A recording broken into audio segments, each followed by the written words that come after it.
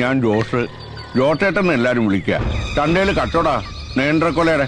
അത് മൊത്തത്തിലും ഉണ്ട്, ചില്ലറയായിട്ടും ഉണ്ട്. പിന്നെ കൂട്ടത്തിൽ ഇത്തിരി വസ്തുവിന്റെ ഏർപ്പാടും ഉണ്ട്. ഒക്കെ കൂടി ഒരു വിധത്തിൽ അങ്ങനെ പിടിച്ചു നിൽക്കുന്നു. ഇതൊക്കെ ഞങ്ങളോട് പറയാൻ? ആ പെമ്പിള്ളാരാ ഇങ്ങനെ വേണം. ജോസേട്ടന് ഇതേ സ്വഭാവാ. നേരെ വാ നേരെ പോ. ഇനിയിപ്പൊ കാര്യങ്ങൾ നേരെ രൂപ അങ്ങ് പറയാമല്ലോ. ഇവരുടെ ആങ്ങളെ രവിശങ്കർ ഈ പൊരയും പറമ്പും എനിക്ക് കച്ചവടം ചെയ്തിരിക്കുക. എഴുതിയ കരാറിന്റെ കാലാവധി ഏകദേശം തീരാറായി. പൊന്നാങ്ങളെ പറഞ്ഞ പെങ്ങന്മാര് കേൾക്കില്ലെന്നറിയാം. അതുകൊണ്ട് നിങ്ങളുടെ തിരുമുഖം കണ്ട് സങ്കടം പറയാൻ വന്നതാ. ആ കയ്യിലിരിക്കുന്ന കാശ് കൊടുത്ത് കടിക്കുന്ന പട്ടിയെ വാങ്ങിച്ച അവസ്ഥയിലാ ജോസേട്ടൻ. സാധാരണ കഴിക്കുന്ന പട്ടിയെ വിഷം കൊടുത്ത് കൊല്ലുക എന്റെ ഒരു രീതി. വല്ലവനൊക്കെ എഴുതി തന്ന ഏതോ കരാറിന്റെ പേര് പറഞ്ഞു ഞങ്ങൾ ഇവിടെ ഇറക്കി വിടാൻ ആരും കരുതണ്ട. അങ്ങനെ തറപ്പിച്ച് പറയണോ കൊച്ചേ? ഒരു കാര്യം ഞാൻ പറഞ്ഞേക്കാം. ഇണങ്ങിയാൽ എല്ലാവർക്കും കൊള്ളാം. ഇനി അതല്ല, ഗുണ്ടയെ വെച്ച് പൊന്നാങ്ങളെ തല്ലി ഒരിക്കത് പോലെ എന്റെ അടുത്ത് വന്നാണ്ടല്ലോ, കടയിൽ നേന്ത്രക്കായ തൂക്കിയിടുന്ന പോലെ തള്ളിക്കൊണ്ട് കേട്ടി തൂക്കും എല്ലാത്തിനെയും. ഇനി ഞാനിവിടെ കാലുകൂട്ടുന്നത് ഈ വീടിന്റെ ഉടമസ്ഥനായിട്ടായിരിക്കണം. മറിച്ച് നമ്മൾ തമ്മിൽ ഇതുപോലൊരു കൂടിക്കാഴ്ച ഉണ്ടാവാൻ പാടില്ല.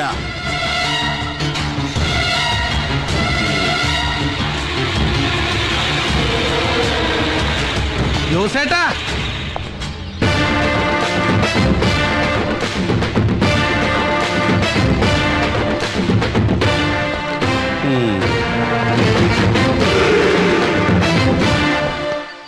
ഈ പാവങ്ങള് താമസിക്കുന്ന അടുത്ത് വന്നിട്ട് ചുമ്മാ അങ്ങോട്ട് തിരിച്ചു പോവാ. ഒരു കപ്പ് കാപ്പി കുടിച്ചിട്ട് പോവാ ജോസേട്ടാ. നീ അങ്ങനെ എനിക്ക് വേണ്ടി വെള്ളം ചൂടാക്കണ്ട. ജോസേട്ടൻ കാപ്പി കുറേ കുടിച്ചിട്ടുള്ളതാ. ഒരുമ്പട്ടിറങ്ങിയിരിക്കല്ലേ. അപ്പൊ ഇവക്കടെ പിന്നിലും നീയാണ്. പിന്നിലല്ല ജോസേട്ടാ, ഇപ്പൊ മുന്നിലാ. ഈ ജോസേന്റെ ഒരു കാര്യം ഒന്ന് പതുക്കെ പറ. ഇനി ഇത് ആരെങ്കിലും കേട്ടിട്ടാണ് ഇല്ലാത്ത കോരെന്ന് പറഞ്ഞുണ്ടാക്കാൻ. ഞാൻ നിനക്കിട്ടൊരു പണി തന്നപ്പോ നീ ഒരു 8ന്റെ പണി എനിക്കിട്ടു പണിതു. നമുക്കിട്ട് പണിയാൻ വന്നവരെ സന്തോഷിപ്പിച്ച് വിടണമെന്നാണ് മലാക്ക കോളനിയിൽ നിന്ന് പോരുമ്പോ മൂസബായി പറഞ്ഞേക്കണേ. അച്ഛന്റെ സ്ഥാനത്ത് നിൽക്കണ മൂസബായി പറഞ്ഞ എനിക്കത് കേൾക്കാതിരിക്കാൻ പറ്റുമോ ജോസേട്ടാ?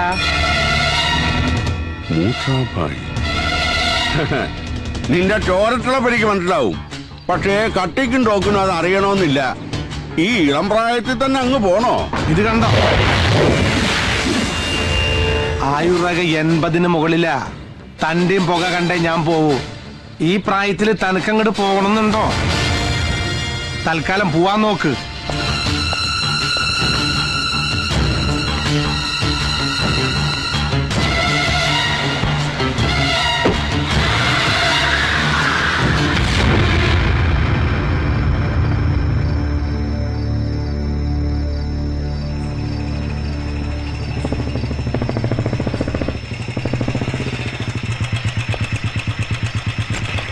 പോയ കാര്യം വല്ലതും അറിഞ്ഞോ മോനെ? ഈ വീട് കൊടുക്കാമെന്ന ധാരണയിൽ നല്ലൊരു തുക ജോസേട്ടന്റെ കയ്യിൽ നിന്ന് രവിശങ്കർ അഡ്വാൻസ് വാങ്ങിയിട്ടുണ്ട്. പറഞ്ഞ കാലാവധിക്ക് മുമ്പ് വീട് രജിസ്റ്റർ ആക്കി കൊടുത്തില്ലെങ്കിൽ അയാൾ അവന് വിടില്ല. ആഗ്രഹിക്കുന്നത് എന്തും കൈപ്പിടിയിലാക്കണമെന്ന് വാശിയുള്ളവനാ രവിശങ്കർ. ഇവരുടെ ചോരയാണെന്നൊന്നും പറഞ്ഞിട്ട് കാര്യമില്ല. വീട് വിൽക്കാൻ വേണ്ടി എന്ത് അനുക്രമം കാണിക്കാനും അവൻ മടിക്കില്ല. ഈശ്വരന് മാത്രമേ അറിയാവൂ എന്തൊക്കെയാ നടക്കാൻ പോകുന്നത്. ഞങ്ങൾക്ക് ആരാ ഉള്ളത്? അങ്ങനെയൊന്നും ചിന്തിക്കണ്ട. മനസ്സ് തുറന്ന് എന്തെങ്കിലും പറയണമെന്ന് തോന്നുമ്പോ എന്നോട് പറയാലോ. ഒരു മകനെ പോലെ കരുതിയാ മതി.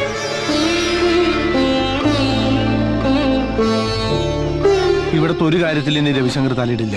തല്ലും കുത്തും ഒന്നും വേണ്ട. എതിർക്കാൻ ആളുണ്ടെന്നറിഞ്ഞ രവിക്ക് ദേഷ്യവും വാശിയും കൂടിയുള്ളൂ.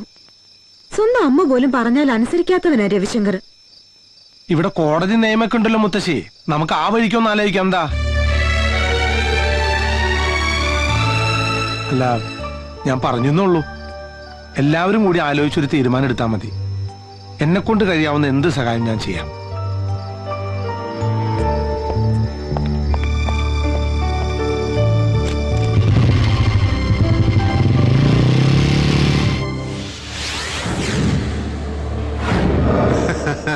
ഞാൻ എത്തിയിരിക്കും.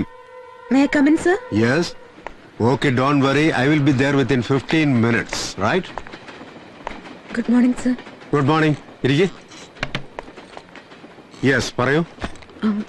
സർ 20 വർഷത്തിലേറെയായി എന്റെ അമ്മയ്ക്ക് അവകാശപ്പെട്ട വീട്ടിലാ ഞങ്ങൾ താമസിക്കുന്നത്. ഇപ്പൊ ആ വീട് ഒരു റിലേറ്റീവ് ഞങ്ങളുടെ സമ്മതമില്ലാതെ മറ്റാർക്കോ വിൽക്കാൻ ശ്രമിക്കുന്നു. ഇതിന്റെ പേരില് 2 വട്ടം ഗുണ്ടാ ഭീഷണി വരെ ഉണ്ടായി. റിലേറ്റീവ് എന്ന് വെച്ചാ അത് ശരിക്കും പറഞ്ഞാൽ അച്ഛന് 2 ഭാര്യമാരാ. ആദ്യ ഭാര്യയിലെ മകനാണ് വീട് വിൽക്കാൻ ശ്രമിക്കുന്നത്. അപ്പൊ ആങ്ങളെയും പെങ്ങളും തമ്മിലുള്ള അവകാശ തർക്കമാണ്. ശരി ശരി, ഒരു റിട്ടേൺ കംപ്ലൈന്റ് എഴുതി കൊടുക്ക്. ഞാൻ വിശദമായിട്ടൊന്ന് അന്വേഷിക്കട്ടെ. Thank you sir. എന്തായി? പുതിയ അസിസ്റ്റന്റ് കമ്മീഷണറാ, കംപ്ലൈന്റ് എഴുതി കൊടുക്കാൻ പറഞ്ഞു. ഓ.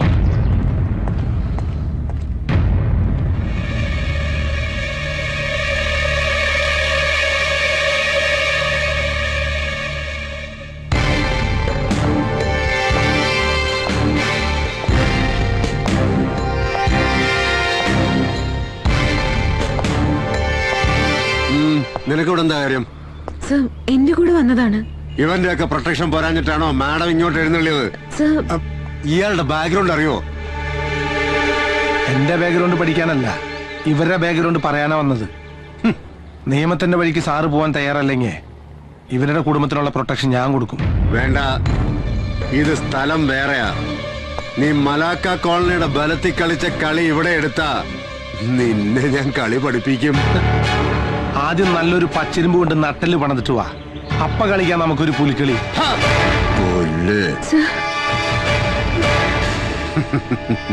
ഇപ്പൊ പിടിച്ചകത്തിട്ട് നിന്റെ പ്രാണനെ ഊറ്റിയെടുത്താ പോലും ഒരു പുല്ലിനും ഈ രാമനാഥനോട് ചോദിക്കില്ലടാ.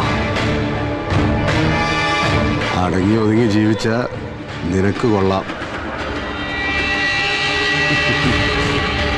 മലാക്ക കോളനി വന്ന് ആ പഴയ CI രാമനാഥനല്ല, ഈ സിറ്റി ഭരിക്കുന്ന അസിസ്റ്റന്റ് കമ്മീഷണർ രാമനാഥനാ പറയുന്നത്.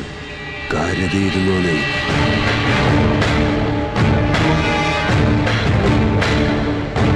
പക്ഷേ തെരുവിൽ കിടന്ന് തമ്മിത്തല്ലി ചാകാൻ വിധിക്കപ്പെട്ട ഇവനെ പോലുള്ള ചെറ്റകളെ കൊണ്ട് നടന്നാലേ പാതിരായ്ക്ക് പൊരയില് പോലീസ് കേറി നിരങ്ങും മോളെ, മറക്കണ്ട. ആ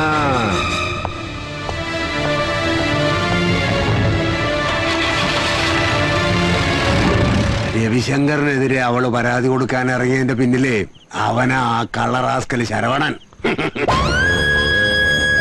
പഠിച്ചു കിടക്കേണ്ട പ്രായത്തില് വിശന്നു പൊരിഞ്ഞ വയറിൽ മുണ്ട് മുറുക്കി കെട്ടി കൊച്ചിയിലേക്ക് നാട് വിട്ടു വരുമ്പോ മനസ്സിൽ അന്നേ തീരുമാനിച്ചു വിശപ്പിന് മുന്നിലെന്നല്ല എവിടെയും തല ഒഴിക്കില്ലെന്ന്.